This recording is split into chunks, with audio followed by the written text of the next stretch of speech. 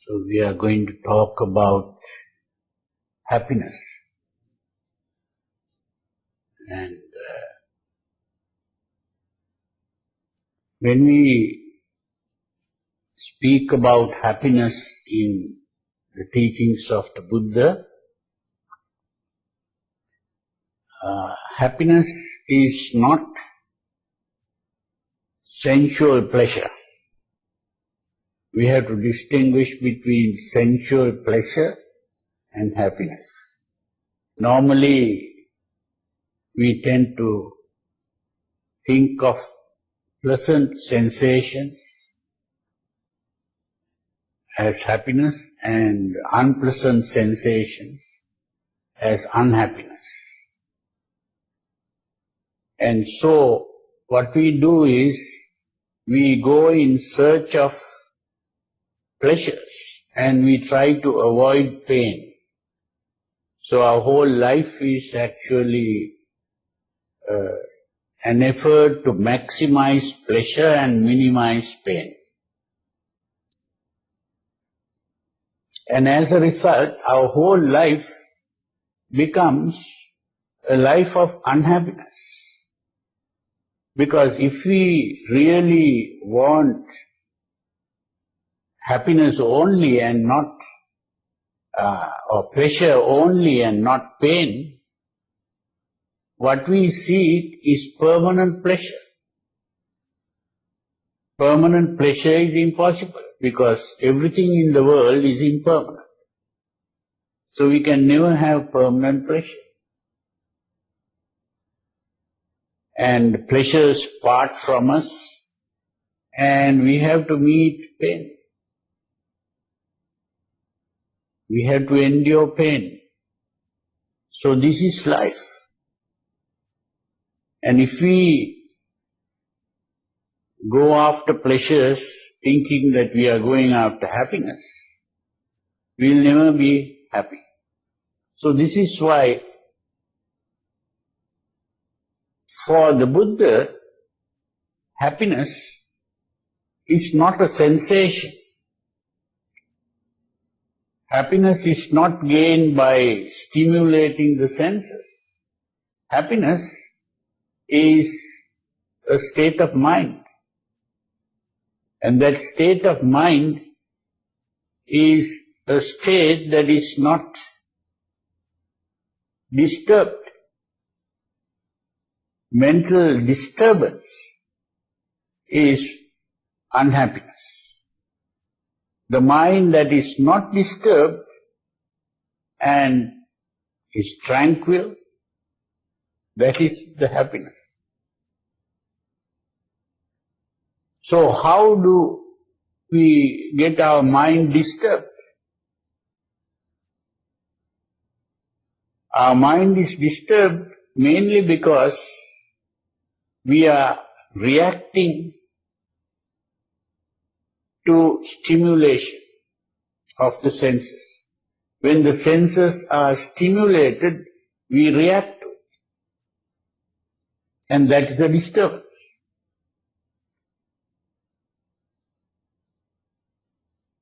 When there is a pleasant sensation, if we react to it with desire, that is a disturbance of the mind. And the moment a desire arises, we are really unhappy and uncomfortable till we have got what we desire. And this is why we begin to act in order to get what we desire.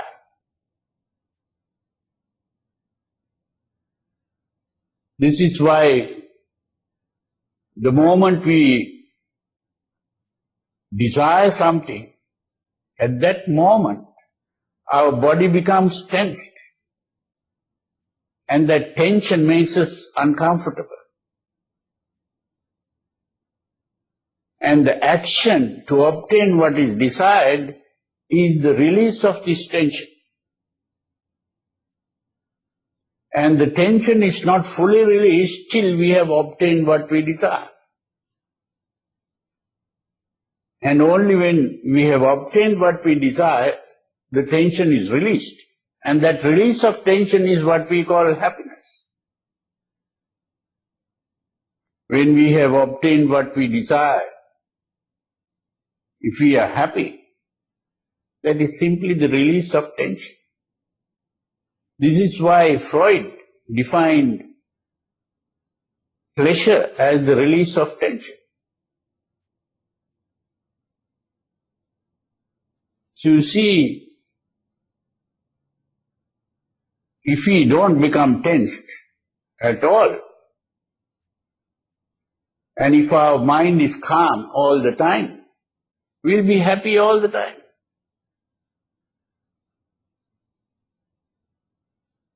And when our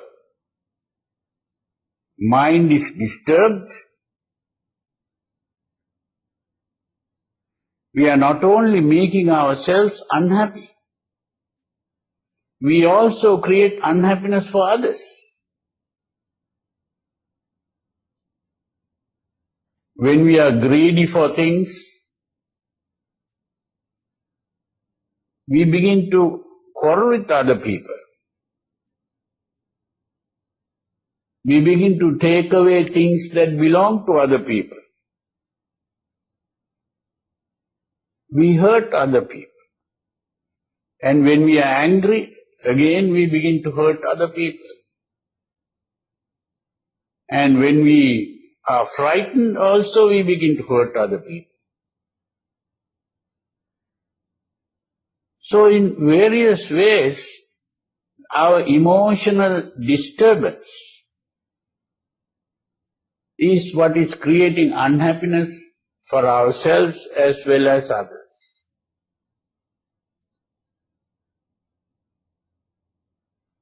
And even if we think it is okay and try to keep on going after pleasures,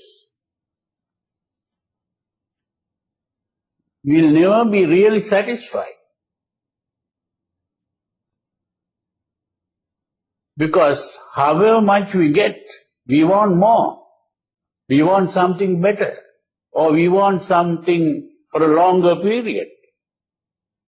Always there is something wrong with what we get. So we are never satisfied. So that pursuit of pleasure is not going to really bring us happiness. And another thing that happens is, we are not able to think straight when our emotions are agitated, excited. And so we'll never be really able to find the way to happiness, which is really the state of calm. And that state of calm is something that is already here, that we lost when we got excited. So it is only an effort to return to our original state of calm. But we have forgotten that real happiness is already there inside us. And we are seeking happiness outside. So this is why the Buddha pointed out that true happiness comes through purification of mind and tranquility of mind. So the whole practice of the teaching of the Buddha is an effort to purify the mind. Now, purifying the mind means that we free the mind of emotional excitement, emotional agitation. So the real happiness we try to acquire through purification of mind.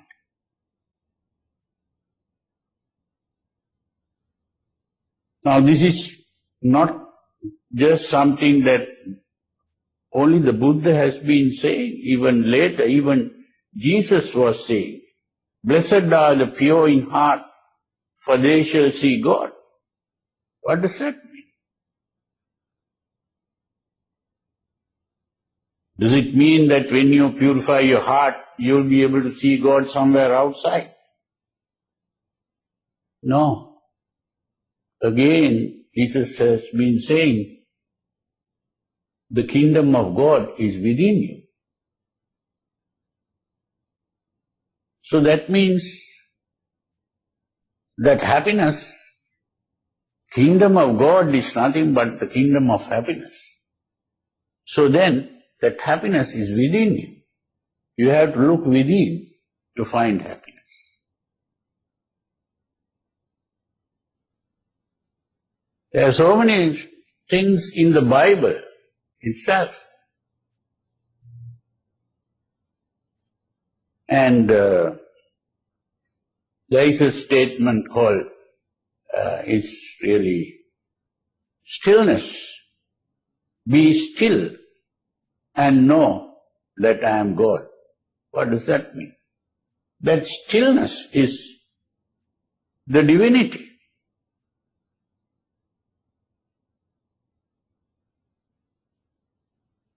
When you still your mind, you become God.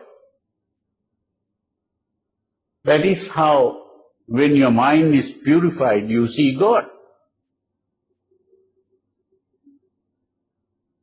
So that this, of course, from a Buddhist point of view, the term God doesn't refer to the creator of the world or any other person outside. God is simply goodness personified. And goodness is purity of mind and tranquility. When the mind is purified, it automatically becomes tranquil, because impurity means the emotional agitation, excitement. That is the impurity. And when that emotional agitation disappears, mind becomes tranquil.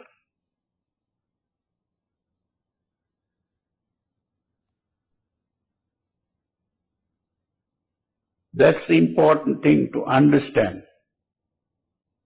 So, the Buddha also not only says, be calm, be tranquil.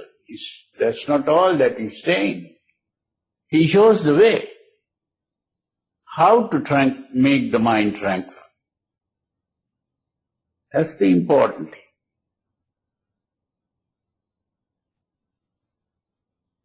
To make the mind tranquil, it's very important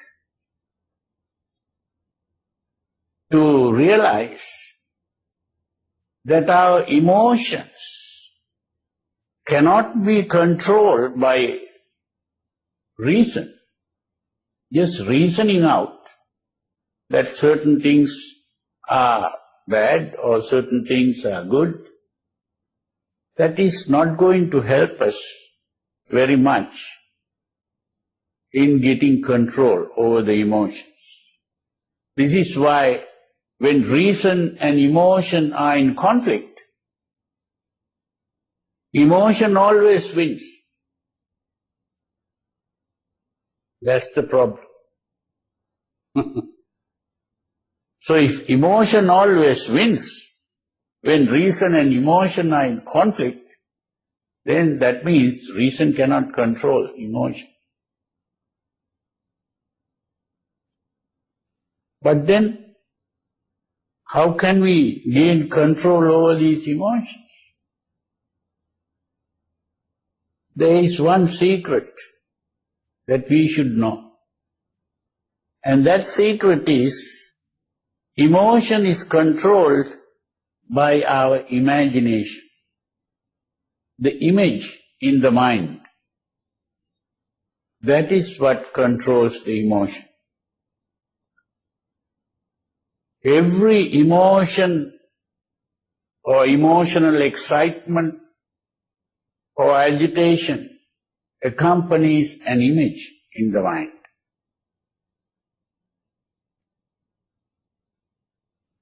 If it is a desire, you have the image of what you desire in your mind. If it is anger, you will have an image of that person that you are angry with in your mind. If you are frightened, you have an image of what you are frightened of. So if you want to get rid of an emotion, what you have to do is to get rid of that picture. Get rid of the mental picture. It's like changing channels on TV. So if you don't like a movie where you might be very unhappy when you look at it, maybe tears coming to your eyes, you simply change your channel and you see a very happy, pleasant picture and your mood changes completely. So in a similar way, you can change your channels in your own mind. This is the meaning of meditation. Meditation is mainly learning to change your pictures in the mind. There are these meditations called visualizing meditations. They are mainly meditations that help you to change your mood, your emotional state. That's the important thing to understand.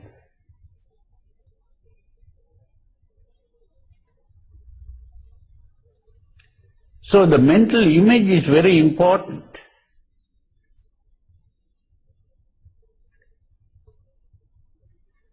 So there is a technique that the Buddha pointed out, and that technique is what is normally called the Noble Eightfold Path.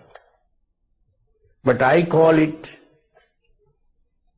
the supernormal Eightfold Way. I call it supernormal because this is not a normal thing to practice that. People don't normally practice this. And to practice it doesn't mean that you become abnormal. You really rise to a higher level of happiness. And this is why it becomes supernormal. The word Arya, it is that word Arya that is being translated as noble very often. But here the Buddha used that word in a special sense. And that special sense is not just noble, it is going beyond the normal, the supernormal state. The normal state was called Putujjana. Putujjana. Putu means common, Jana means the folk, the people, the common people, which means the normal state. So we have to rise above the Putujjana state and enter the Arya state. That means we have to rise above the normal state and enter the supernormal state. So this is very important to understand. And in order to enter this supernormal state, we had to begin with what I call a paradigm shift. A paradigm shift is to change your way of thinking. Now this has been recognized by modern psychologists who are called cognitive psychologists or cognitive therapists. They are making use of this.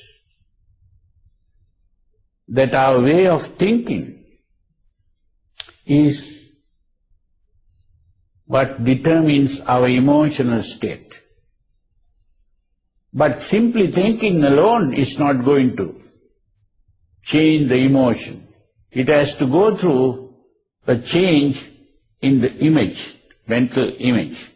This is why the Buddha's second step was to change the image, Samma Sankappa. The first one was called Samma Ditti, which is the right view or right, what I call the harmonious perspective. It is harmonious. Samma really means harmonious. And harmonious means it brings about harmony without any conflict.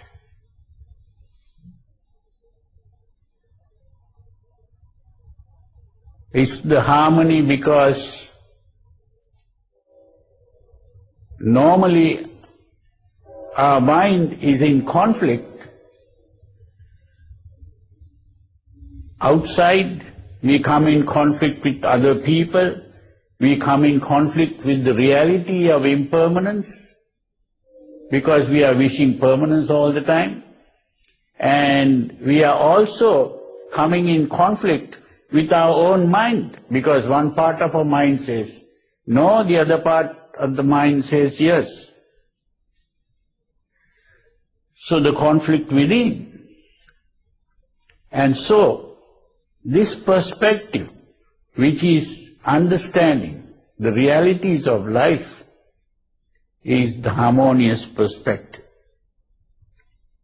And once we acquire this harmonious perspective, then our goal has to change. Our goal in life is not going after pleasures, but happiness, which is the state of calm, tranquility. And this goal of tranquility is what is called nirvana. Nirvana. Nir is not another kind of heaven to go into. It is really, nir means non, vana means shaking, movement, which is the stillness of the mind. And nirvana is the mind that can never be shaken. The unshaken mind.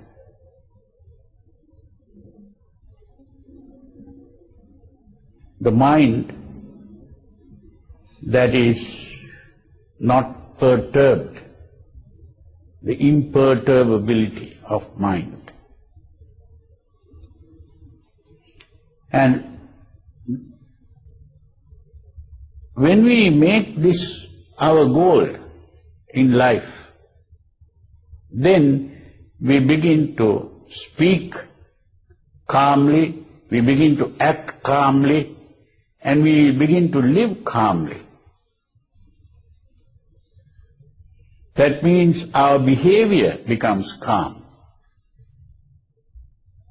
So once we have made our behavior calm, then we begin to make the mind calm through the process that we today call meditation. But the Buddha called this the harmonious exercise. The harmonious exercise is to practice mental exercise, really. And this has 4 parts. The 4 parts. First is to prevent the mind getting excited, agitated. The second is to get rid of this agitation and calm the mind. once it is agitated.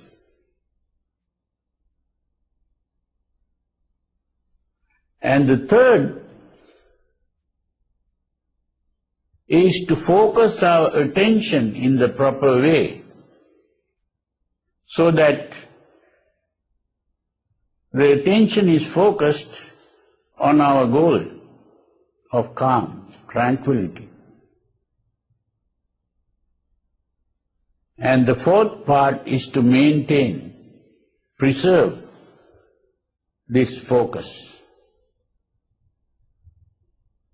That's how we calm the mind. When we talk about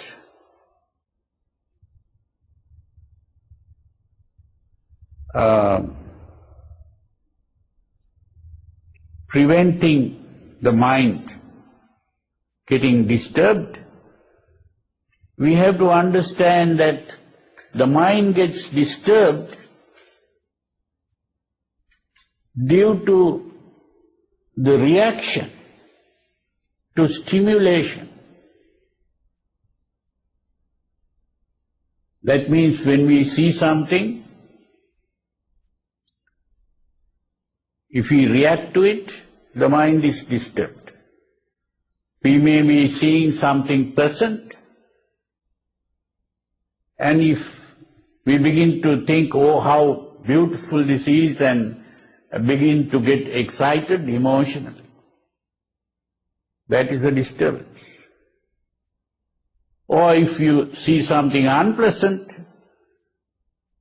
and react to that, again that is a disturbance. So, if we can stop thinking about the pleasantness of things or the unpleasantness of things, we stop the reaction. Now this is something to be practiced. We cannot do it all at once. So this is why it is an exercise. It is an exercise to be practiced.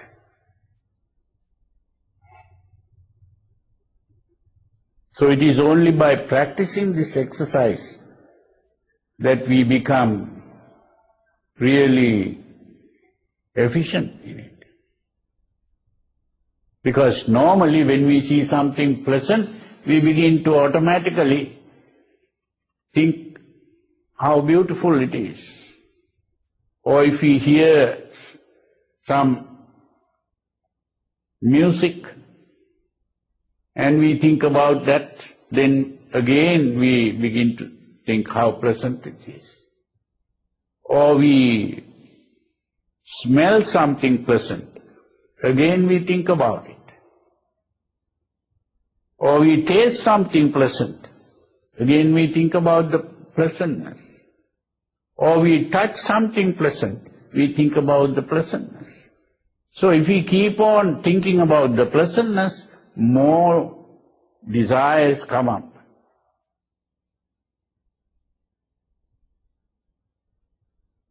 And it's not a thought, mere thought. Our whole body begins to change with the emotional excitement, agitation. Hormones are secreted into the blood, and these hormones are carried to various parts of the body, and various parts of the body begin to change in the behavior. And tension arises in the body, and that tension makes us uncomfortable. So every emotional excitement produces tension in the body, and we become uncomfortable. It is only the release of tension in action which comes from the emotion that releases the tension, and we become comfortable. But the problem, as today, all these people who talk about stress and stress management, what do they say? It's not always possible to release this tension. When a desire arises, it's not always possible to satisfy that desire. When a hatred arises, it's not possible to always get rid of what we hate. When a fear arises, it is not always possible to run away from what we fear. So this means the tension remains. And these tensions keep on getting accumulated. So the accumulation of tension ultimately leads to a nervous breakdown. So this is the problem. So if we can learn to stop reacting by not thinking of the pleasantness of what we see or hear or smell, taste, touch, and if we can avoid thinking of the unpleasantness of what we see, hear, smell, taste, touch, then we stop reacting to it. So when we stop reacting, our mind doesn't get excited, agitated.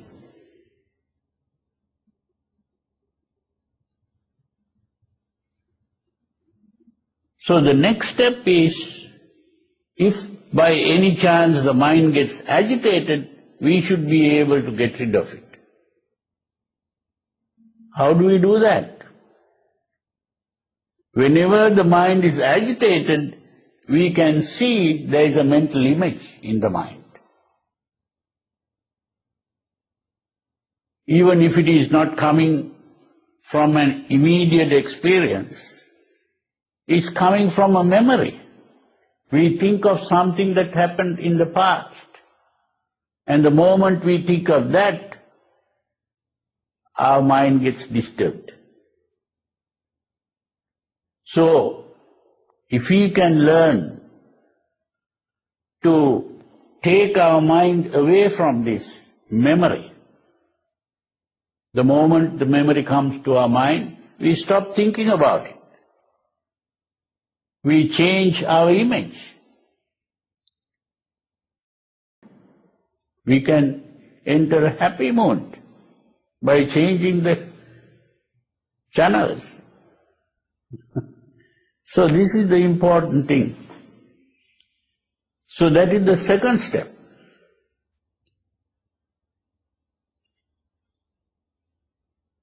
And both these steps were dealing with the objects to which we react.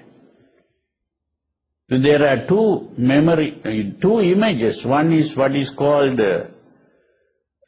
perceptive image, which is the image when we see something or hear something in the immediate present. That's the perceptive image. The other is what is called the memory image, when we remember something. So, we are learning to take our attention away from both kinds of images. So when we take our attention away from both kinds of images, where are we going to focus this attention?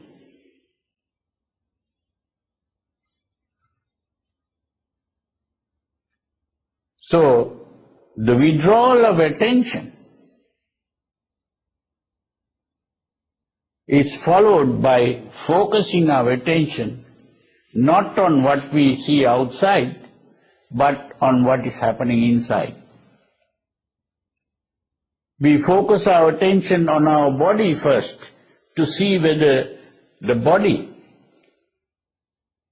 is moving or whether it is tensed. And so as we begin to observe the tension in the body or the movement in the body, that stops. It's simply the focusing of attention on the body helps us to relax and stop the movement. That is also something to be practiced. And this practice is what is today translated as mindfulness. This is not mindfulness. This is what I call introversion of attention. The attention must be focused within.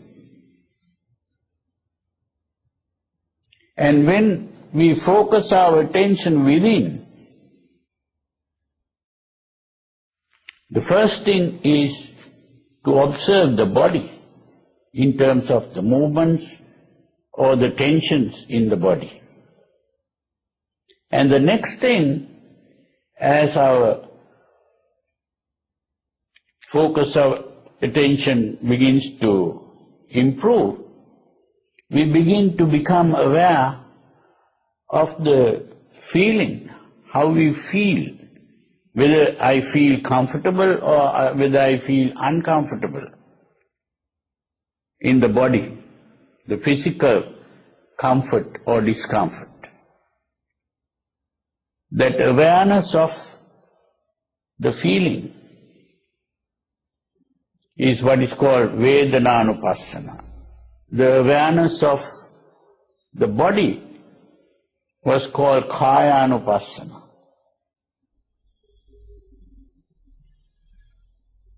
The awareness of the feeling is the Vedananupassana. And then, when we begin to become aware of that, the next stage is to become aware of our emotional state.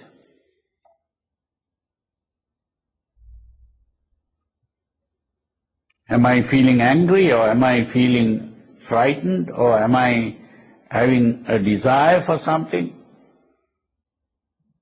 Or am I worried, or whatever your emotional excitement, even the most subtle excitements, you begin to become aware of. And the next step is to become aware of the thoughts we think. What are the thoughts we think?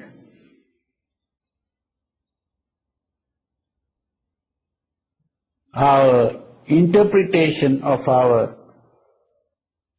circumstances or whatever is going on outside, how I interpret these things.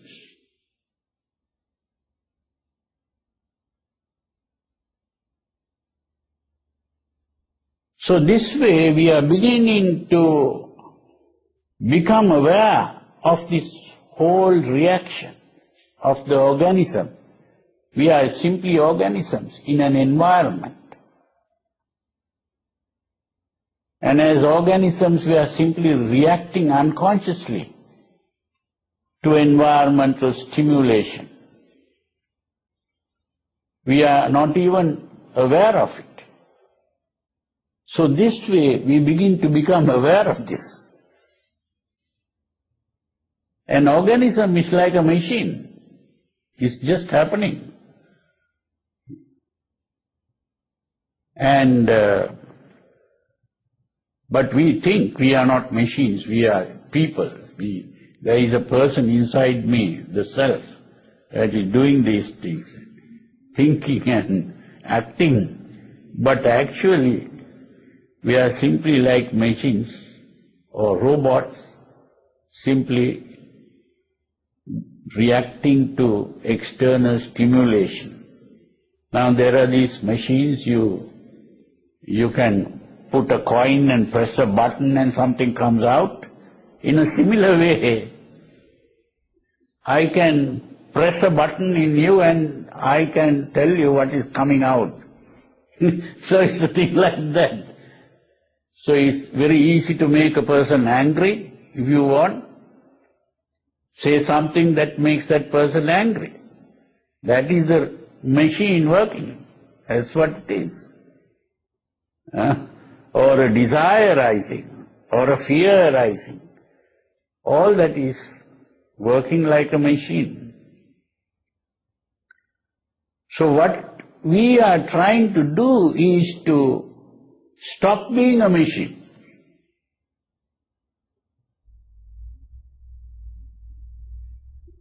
That's the important thing. And to stop being a machine, we have to become fully conscious of this, instead of unconsciously reacting to situations. We have to learn to consciously respond to situations. So this is the difference between a reaction and a response. A reaction is unconscious. It happens automatically. Whereas a response is a calm, thought-out, rational action. So it's only when we are able to respond to situations that our reason is governing our behavior. Otherwise, it is the emotion that governs behavior. This is the difference between an animal, other animals and the human being. Human being is also an animal, but the difference between the human being and the other animals is that the human being is able to think and reason out and act rationally. But this doesn't mean that every human being at every moment is doing that. That's the problem. We are not making use of that capacity. So the purpose of the teaching of the Buddha is to teach people how to become fully human.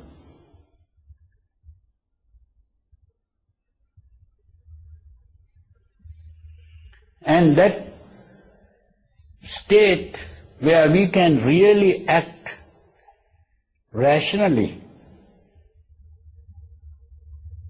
is that state of spiritual perfection, which is also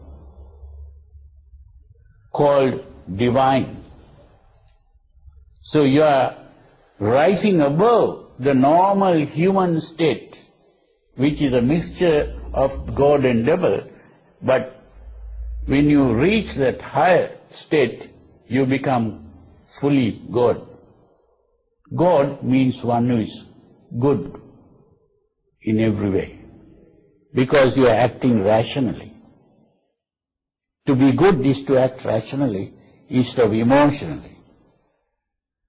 The emotional behavior is good for animals who are, or you might call it, low animals, what we might even call beasts. But to be fully human is to become divine.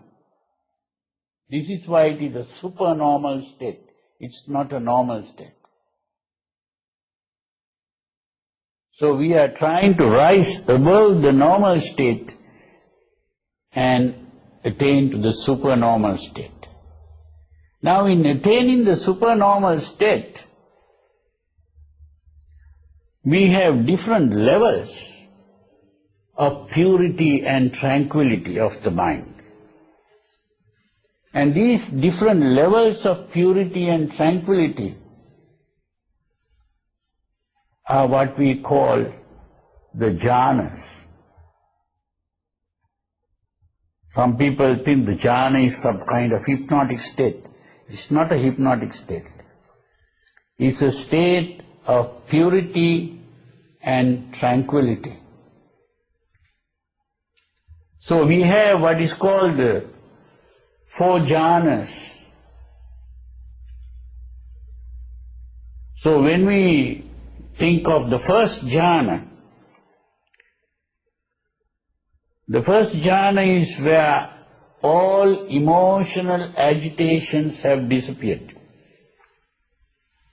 When you think of the emotional agitations, you think of what are called the 5 hindrances, or I would even call it the 5 obstacles. These are the emotional. The first one is called kama chanda, which is the desire for sensual pleasure. The second is vyapada, which is anger, hatred. And the third is laziness, sleepiness. That is also an emotional state. And the other is agitation and worry, or anxiety and worry. And the last one is vichikicha, which is usually translated as doubt. It's not real doubt. It is a wavering state of the mind, where the mind is divided and you cannot really come to a proper decision.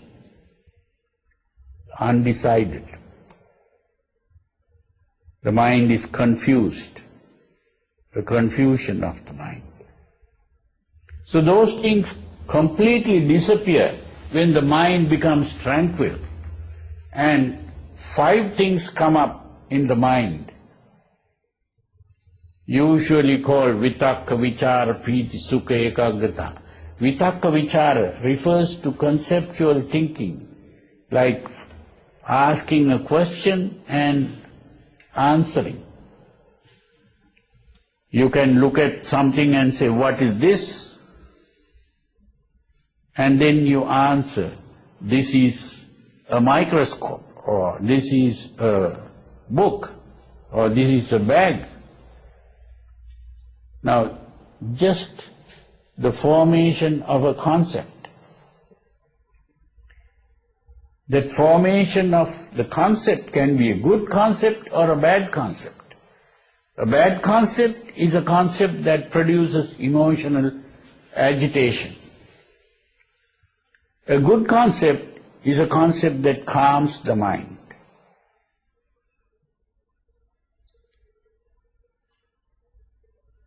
So when we enter the first jhana, there are good concepts only, calming concepts. And there is, because the mind has been purified, you begin to experience happiness, joy. And then there is, the body relaxes. The muscles in the body all relax. And when the muscles are relaxed, you feel very comfortable. So there is mental happiness or joy and physical comfort. And chitta ekagrata. That ekagrata means the mind is unified. It becomes a unity, because normally the mind is divided. Emotion wanting one thing, reason wanting another thing. So your mind is divided into 2. There, when your mind is fully calm and tranquil, you can act rationally in that state. So that state of mind is the first jhana.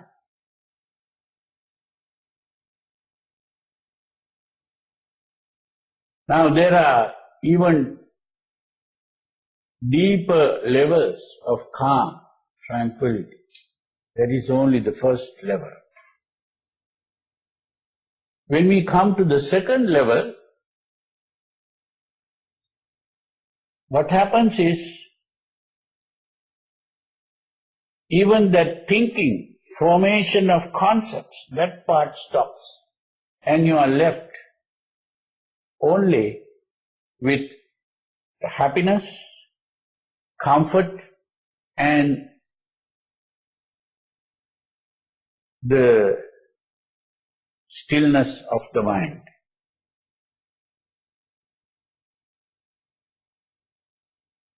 When you enter the third jhana, the happiness disappears because it is seen as an excitement, agitation, even the happiness. And so, that disappears when you calm your mind. That doesn't mean that you become unhappy. It's not unhappiness, it's a neutral, peaceful state. And then you calm down further, you enter the fourth jhana. When that happens, even the comfort disappears.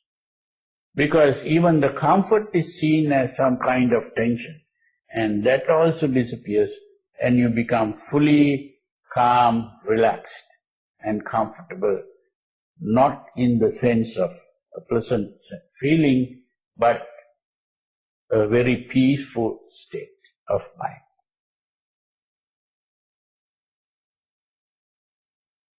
And you can even go beyond that.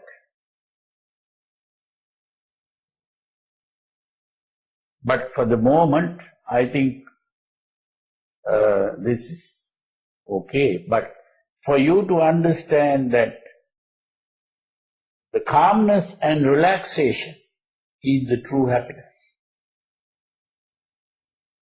And this true happiness was achieved by the Buddha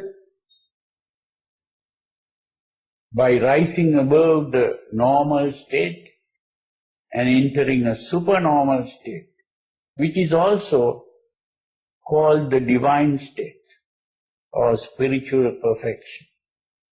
Now, that state, he taught, and many of his disciples were able to attain that state.